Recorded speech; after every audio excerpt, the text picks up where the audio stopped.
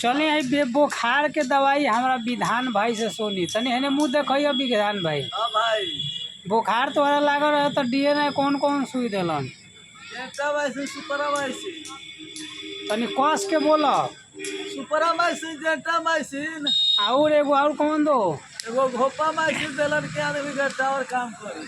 अच्छा घोपामाइसिन के टावर काम करता। हाँ। चलिए आई जेकरा जेकरा बुखार लगे विधान रहे खोरी पाकर पोखरी पच मंदिर के पास और पियर का गमछा चिन्ह लोगन विधान राय जी जेकरा जेकरा तबीयत खराब होके उ सब लोग जाके तनी फैन से बता दी दवाइया के नाम खुल के तनी साफ शब्द में जेंटामाइसिन सुपरामाइसिन तनी कस के बोली जाए विधान राय के घर।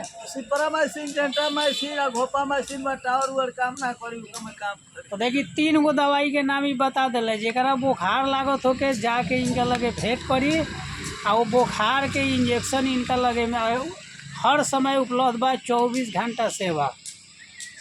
ऐसे कि इनकर बुखार हुए 3 गो दवाई से ठीक होल 2 गो तो तनी कम काम कैलक लेकिन तीसरका जौन घोपामाइसिन रहलक वो इनकरा ज़्यादा काम कैलक। तो ऐसे जाके इनकरा से दवाई जरूर वो लोग ले लें आ ये दवाई लेवे खातिर कोई फीस आ कोई पैसा लागे के नहीं के निःशुल्क सेवा एक आधो घड़ी करता रहे।